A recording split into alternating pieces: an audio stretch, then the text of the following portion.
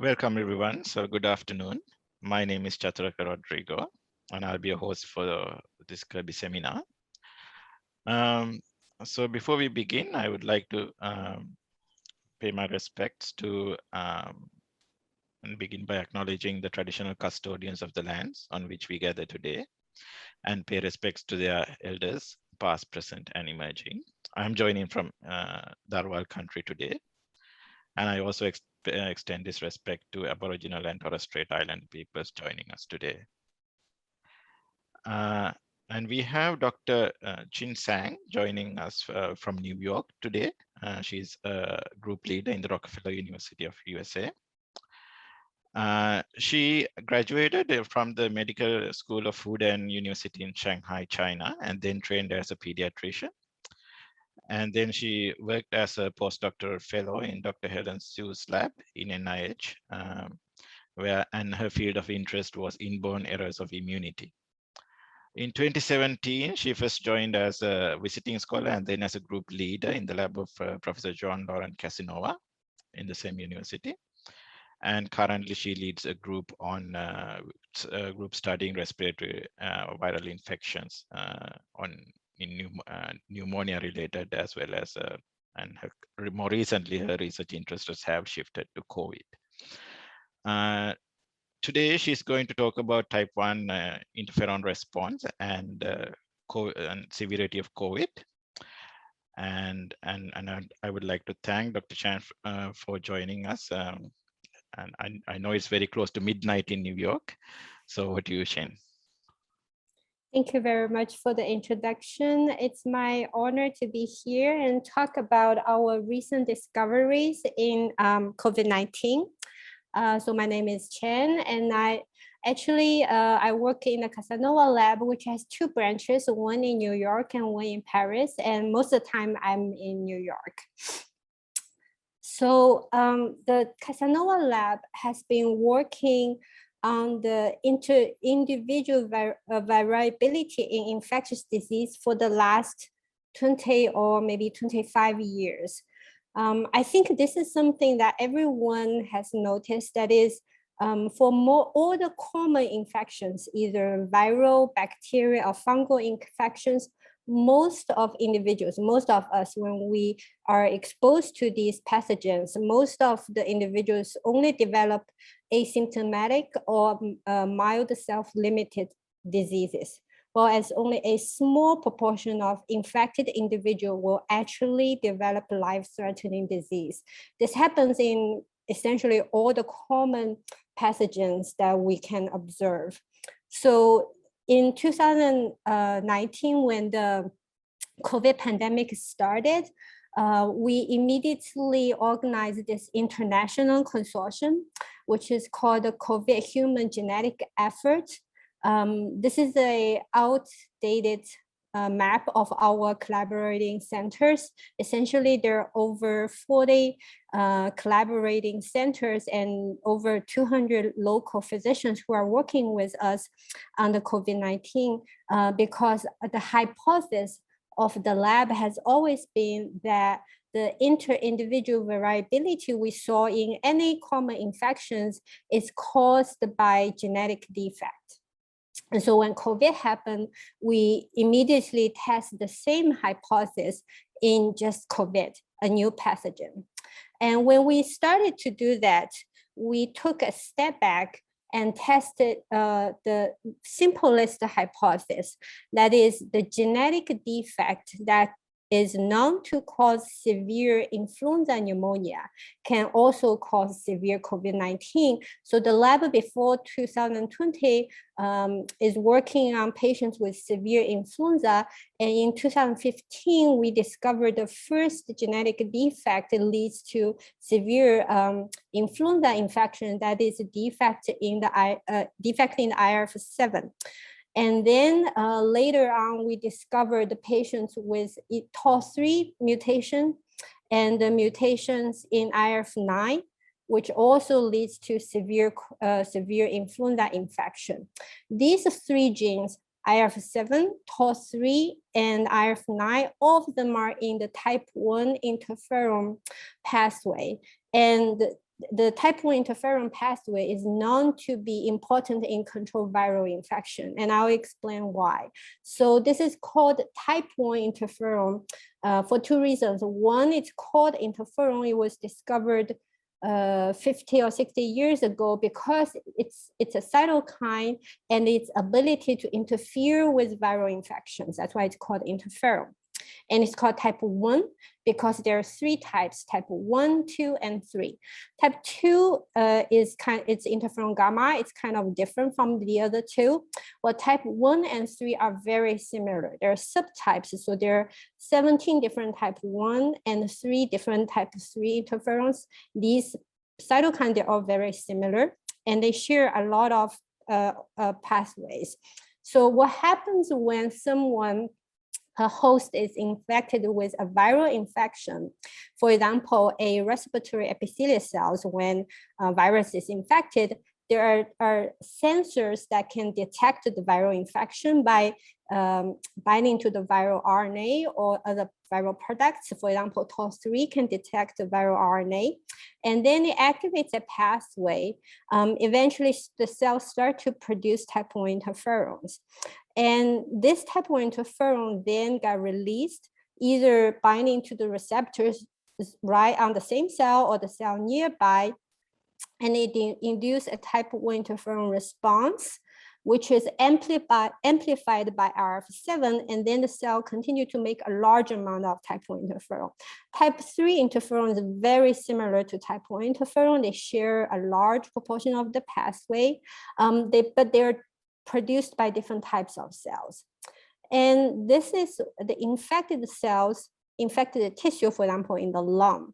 Now, there's a cell type called the plasmacytoid dendritic cell. It's one very rare proportion of myeloid cells in the blood that actually can constitutively express IRF7 and is known to be the major type 1 interferon producer in the blood. So the PDCs, plasmacytoid dendritic cells, can also detect the viral infection, activates the pathway, and because it's constitutively express IRF7, it can produce large amount of type 1 interferon immediately. And this is what we know as the first line of defense when there is a viral infection. And this pathway is sort of non-specific. Most of the viral infection can induce type 1 or 3 type interferon signaling in the body. Now, we know that these 3 genes can lead to severe influenza pneumonia. And we think, okay, influenza and COVID are so similar because they're both RNA viral infections, both transmit in the respiratory tract.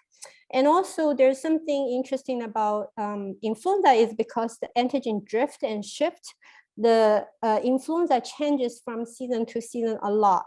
That means often it almost behaves like a primary infection, a new pathogen to the population, while as COVID is a totally new pathogen to the population. Everyone who got COVID is their first time who were exposed to COVID. So that's why we think maybe these 3 genes and the other genes in the pathway can also lead to severe COVID. And this is what we found. So we look at the 13 loci in the pathway of these genes. And we found in 8 of these 13 loci, there are rare deleterious mutations in patients with severe COVID-19. I'm not going to go through all these details here, but we found actually 108 variants, mutations, and we tested the function of them, and we found 24 loss of function or severely hypomorphic variants in 23 patients. I'm going to take one example. That is, for example, for all the TOL3 variants we found in the patient, the red ones are the ones we found in the patient, and the blue ones are the non-deleterious variants we know before COVID. And we test their function in the TOL3 deficient cells, overexpress all these variants in the TOL3 deficient cells, and then stimulate the cell with poly-IC, and then measure the interferon lambda production. And the ones that had the little stars on the top are the ones that is deleterious. That's loss of function. So we did this for all the variants we found, and we found these 23 patients. And you will see this is the list of these 23 patients. They have all ages, aged from 17 to 77, both male and female, and from all over the world. And I'm gonna focus on these 4 patients that's highlighted in red that are 2 autosomal recessive IRF7 patients and the 2 autosomal recessive IFN1 deficient patients. So first is the autosomal recessive IRF7 deficient patients. So I already introduced that IRF7 is the first gene we found to cause severe influenza, and now we found 2 patients with autosomal recessive IRF7 deficiency. And first is we tested the IRF7 protein in these patients, and we found that patients either with autosomal recessive or heterozygous mutations has decreased or absent IRF7 expression in the cell. Then we were lucky enough to take purified plasmacytoid dendritic cells from one of these autosomal recessive IRF7 deficient patients. And then we infected the PDCs from the patients with either influenza A virus or SARS-CoV-2 virus. And upon infection, you will see this, and then we did an RNA-seq on these PDCs, and then you'll see the x-axis is the control, and the y-axis is the patient. And you'll see that upon the infections, the control produced 10 times higher amount of type 1 and 3 interferons, whilst the patient is essentially unchanged, does not induce the type 1 and 3 interferon production. What's really amazing is this patient is a 46-year-old female who has never been hospitalized for any other viral infection in the past, including influenza. And we took her blood and also a bunch of controls from the same neighborhood and her family members, and show that she is essentially exposed to all the common pathogens, including influenza A and B, and the common coronaviruses in the past. And she was okay, never had severe infections for these other viruses, meaning that patients with autosomal recessive IRF7 deficient could be incomplete penetrance to influenza infection.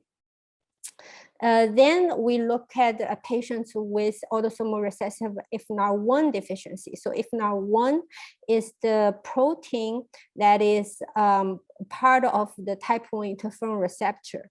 There are 17 different type 1 interferons, but there is only one set of the receptor, and they are universally expressed in almost all cell types. So first we look at the patient cells, patient 5 here, and show that this patient with this homozygous missense mutation does not have any IFNR1 on the cell surface expressed.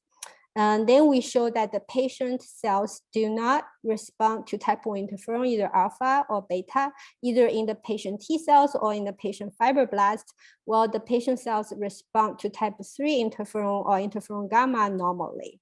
So by doing this, we show that the patient cells with autosomal recessive IFNR1 deficiency do not respond to type 1 interferon signaling.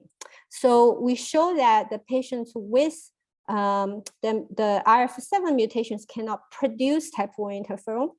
And we show that the patient with IFNR1 deficiency cannot respond to type 1 interferon. But is it really the cause of disease? This was tested in a very elegant way by Jeremy Lepin from Charlie Rice's lab.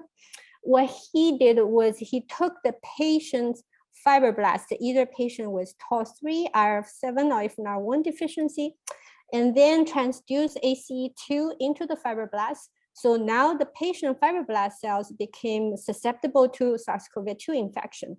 Then he infected the cells either with or without pre-treatment of type 1 interferon, then measured the spike protein intracellularly, which indicates the cell proliferation, the viral proliferation.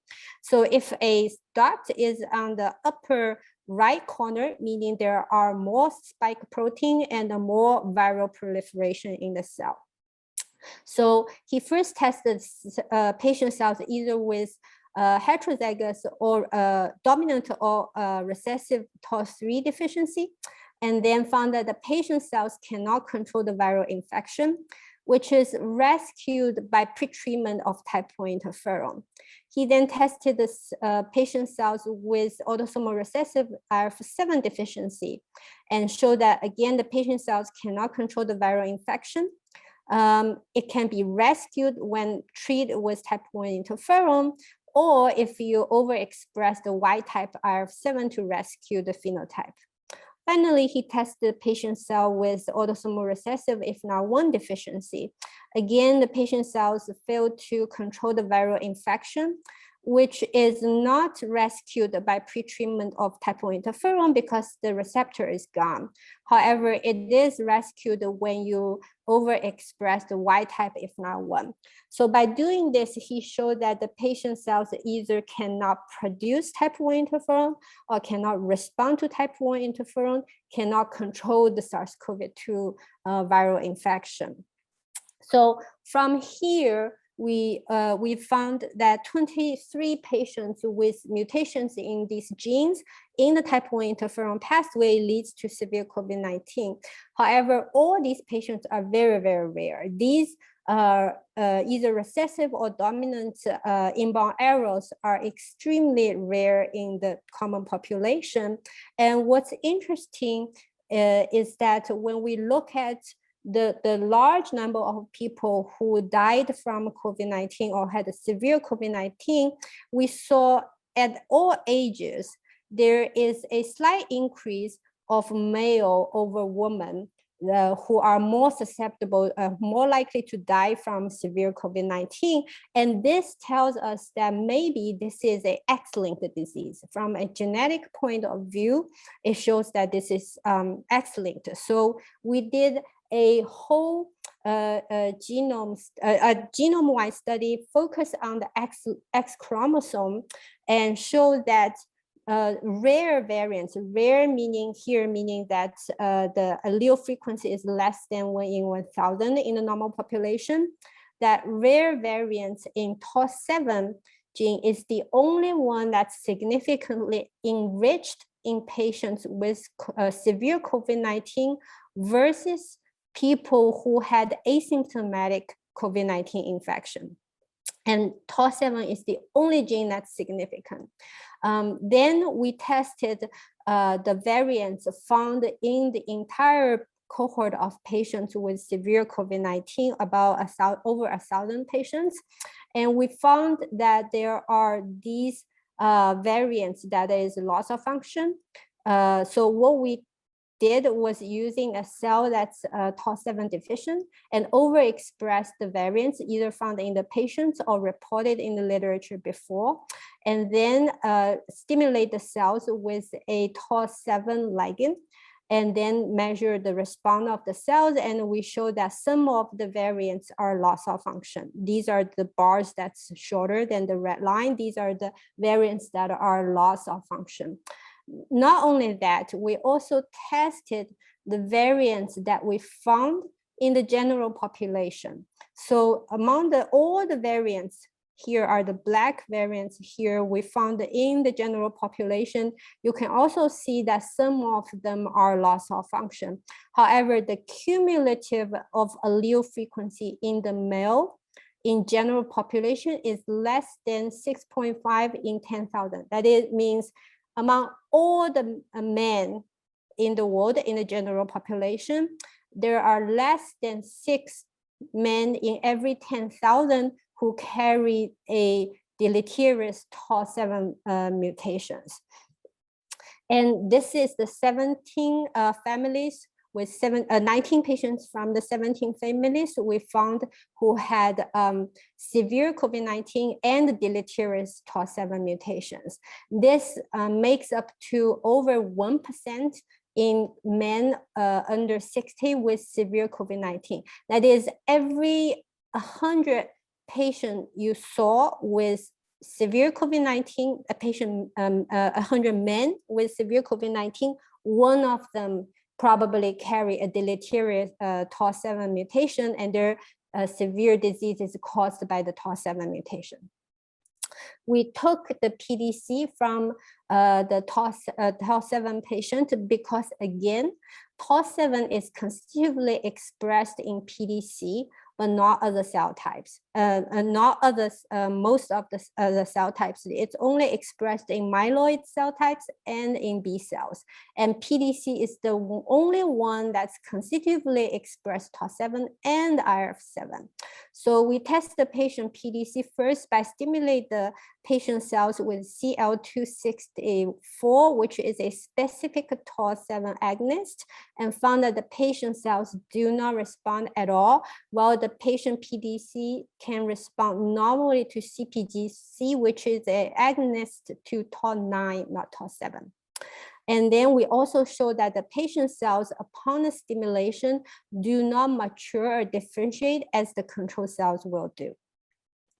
And finally, we infect the PDC from the TOR7 deficient patients here and show that the patient cells do not respond to the SARS-CoV-2 infection with not diminished, but really impaired the type 1 and 3 interferon production.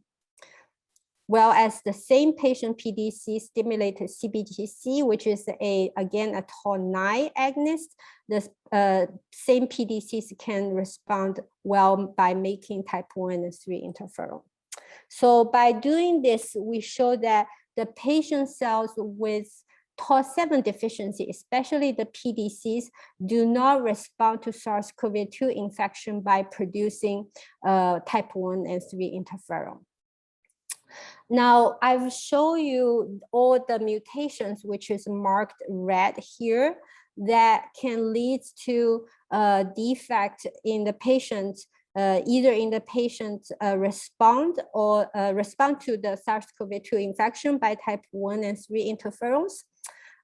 However, again, all these patients with mutations, they are extremely rare. These mutations do not explain why there are millions of people who are dying because of COVID-19. This is when we have our third hypothesis, that is, there is phenocopy of the patient with these inborn errors of type 1 interferon immunity that also leads to life-threatening COVID-19. Now, this is not a new idea at all, because autoimmune phenocopies of inborn errors of cytokine has been discovered for over 30 years. I'm gonna give you 3 examples. There are patients with autoantibodies against interferon gamma who are essentially the same phenotype as patients who have mutations in the interferon gamma, either receptor or interferon gamma itself.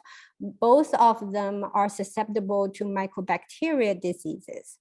There are patients with mutations in the IL-17 pathway are susceptible to fungal infections, and autoantibodies against IL-17 also leads to fungal infections.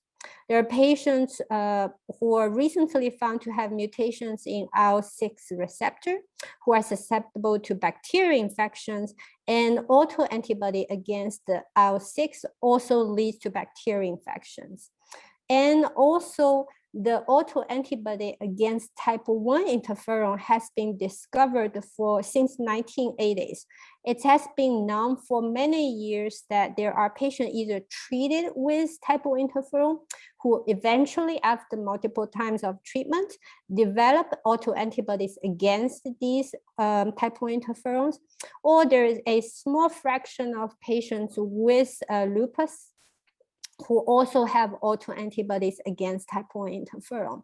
And most interestingly, there are patients who have AIR mutation. AIR is the gene that regulates the expression of self-antigens in the thymus to deplete the self-reacting T cells in the thymus. And patients with AIR mutations have sky-high autoantibodies against type 1 interferon almost from birth.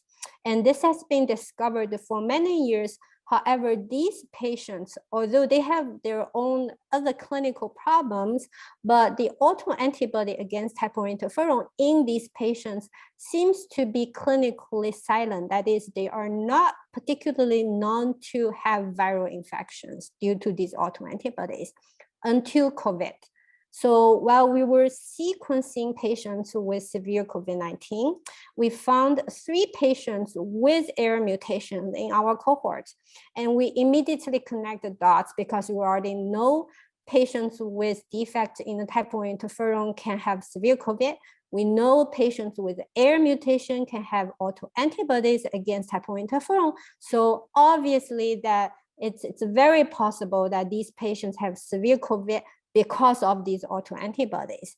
And that is actually the case. So this part of the work is done by Paul Bastard, that's a PhD student in the lab. So he found by a multiplex assay that within the patients with life-threatening COVID-19, he found that some of them have autoantibodies against either interferon alpha or interferon omega. Both of them are subtypes of type 1 interferon. Whereas these autoantibodies are absent in patients with asymptomatic infection and very rare in people who are not exposed to COVID-19. And then again, this experiment was done by Charlie Rice's lab. We test whether these autoantibodies can actually neutralize type 1 interferon, therefore block the protective function of type 1 interferon against SARS-CoV-2. So what the Rice lab did was by taking a cell line, an infected cell line with SARS-CoV-2 with or without pretreatment of type 1 interferon, in the presence of plasma from patients. And what they show is that the patients who are positive for autoantibodies have very high titer of neutralizing autoantibodies against interferon alpha. They can neutralize a high amount of interferon alpha. There is a red line. What I'm showing here is actually our qualitative control. That is a monoclonal antibody you can purchase that is specifically against the type interferon alpha 2, and it's purified. And you'll see that some patients even have a higher titer of autoantibody than this monoclonal antibody that is already purified. And also, after our discovery was made in 2020, after that, this autoantibody has been observed in many other cohorts all over the world. I'm just listing some of them here. What's been found is that so far, what I'm calling a autoantibody, neutralizing autoantibody positive, is that they can neutralize 10 nanogram per ml of type 1 interferon when the plasma was diluted, 1 to 10 diluted. They can neutralize either interferon alpha and or interferon omega. These autoantibody pre-existed before COVID-19. We were able to get hold on to samples from some of the patients whose blood samples was preserved before COVID-19 for other reasons. For example, they went through a surgery. And then we found these autoantibody already existed before they had infection. Some lab in Lyon, our collaborators in Lyon also found that these autoantibodies, you can detect them in the respiratory, either in nasal swab or in the aspirates. And after all the cohort that were able to detect these autoantibodies found that they are enriched in elderly men. And as I'm talking about the autoantibody here, they can neutralize 10 nanogram per mil of type 1 interferon, which is totally ridiculous compared to the amount of type 1 interferon a normal person can make. So in blood, even during the peak of viral infection, for example, SARS-CoV-2, you can only detect femtogram to picograms of interferon, type 1 interferon in the normal body and in the blood. So we developed a assay to test lower amount, a more physiological concentration of type 1 interferon. Here, we were able to detect autoantibody that can neutralize 100 picogram per mil type 1 interferon when it's 1 to 10 diluted using a super sensitive luciferase assay. Now here, when the dots is here are meaning that the samples have can neutralize 100 picogram of type 1 interferon. And we found that in patients with life-threatening COVID, there are 13.6%. In patients with severe COVID, here severe means the patient needs oxygen, but was not intubated. And we found about 6.5% of patients who are positive with these autoantibodies. And in patients with only mild COVID-19, there's only 1% of them who are positive. So overall, we also found that over 18% of patients who died of COVID-19 are autoantibody positive. So this is probably the most important slides of my entire talk today. That is, we found the enrichment of patients with severe COVID-19 who has a large proportion of them who have autoantibodies. What is the prevalence of these autoantibodies in normal population? Here is the answer. So for the patients with severe COVID-19, here we tested over 3,000 patients who had critical COVID-19. Critical means they either are admitted to ICU or required high flow oxygen or intubated. And we found that among these patients, when you stratify by age and the gender, you will see that there is slightly more men than women, but also a enrichment of autoantibody positive patients going from 10% to all the way almost to 20% when the patient was over 70 years old. Then we tested over 30,000 normal population. These are people who were never exposed to COVID-19. And in both men and women.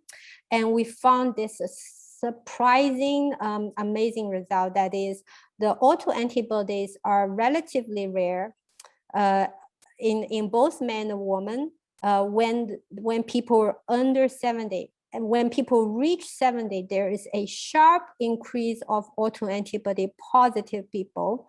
And it can reach almost 8% when people are older than 80 years old.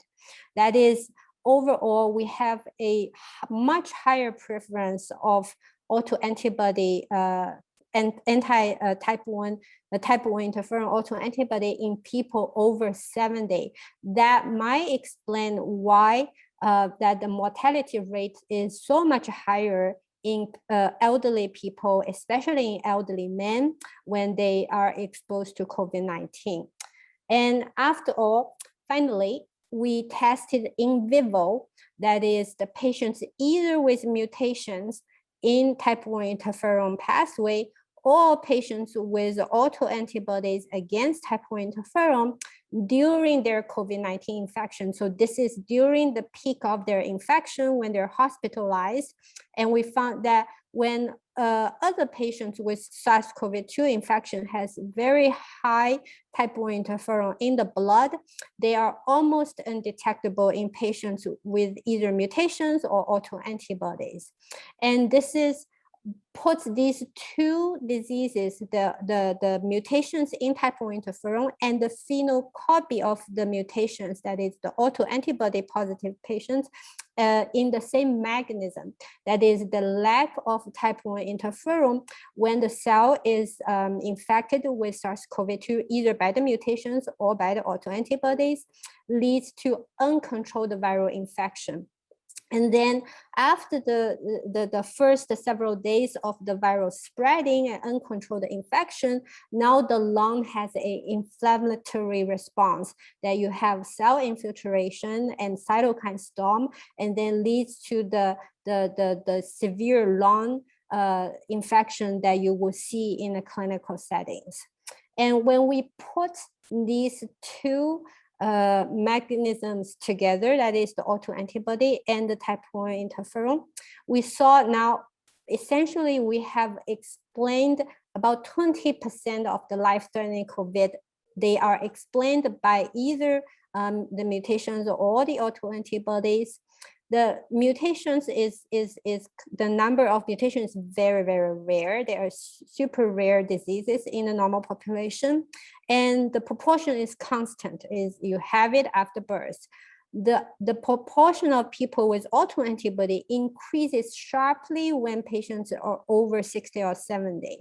Now these two put together, then you have an increased infection and fatality rate in the normal population. Now, we have explained about 20% of the severe COVID-19. Then the question obviously is, what about the remaining 80%?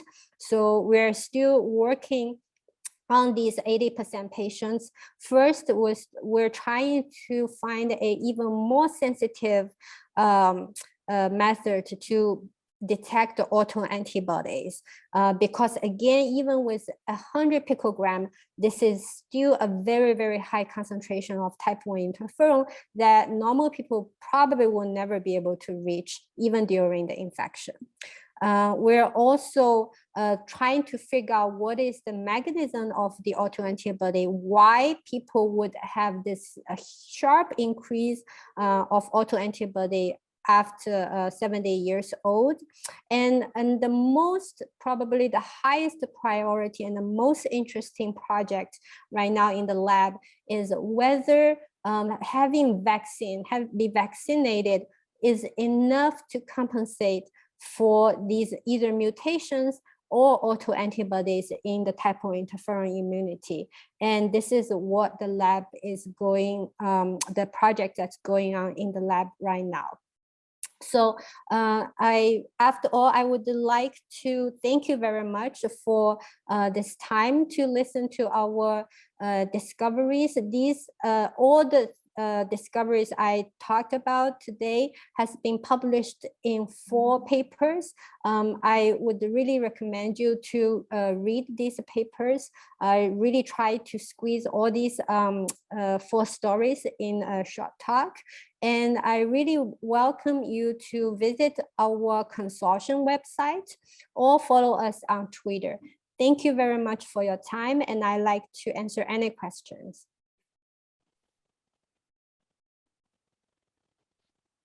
Thank you, Qian, very much for that wonderful talk, and that's a lot of work within a short period of time.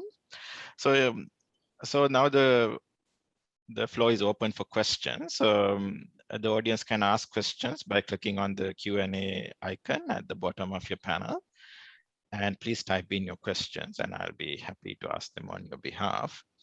Now, to get started, let me ask the first question. And it's really interesting about these autoantibodies. But how come we haven't really focused on this until COVID came? So what is so special about COVID? Or is it that this phenomenon has always been there, but we never paid any attention to it? Yeah, so it's always been there. In fact, we've recently found autoantibodies in patients who suffer from severe infections to live viral vaccine, including the yellow fever vaccine. Mm. Now, the reason, I think there are definitely multiple reasons, and we are looking for autoantibody in other viral infected patients. The major reason is because COVID is a primary infection to everyone. Because normal people don't develop autoantibody until they're 70. Until then, people are already exposed to all the common pathogens. So you already have antibody, for example, against influenza, against the common coronavirus, against rhinoviruses. So at that time, your adaptive immunity can, of course, protect you from infection of the same pathogen. So for 20 years, the lab has always been focusing on looking for patients with severe infection in pediatric patients, because to them, every infection is a primary infection, and you're more likely to see defects in these patients until COVID, right? Because COVID is a new pathogen. So now all ages of people are exposed to COVID altogether, which is not, it's not common in any other common pathogens. Common pathogens running around in the human population, you always are exposed when you're a child, when you don't have autoantibodies. Yes, that's very interesting. And also regarding vaccination, I know that you're looking into COVID vaccination and what happens thereafter, but are there any lessons that can be learned from other infections where children are vaccinated early in the illness, and then what happens to this autoantibody response? So for now, we actually don't have any data on the other viral infections with other vaccines. We are collecting the breakthrough cases from COVID.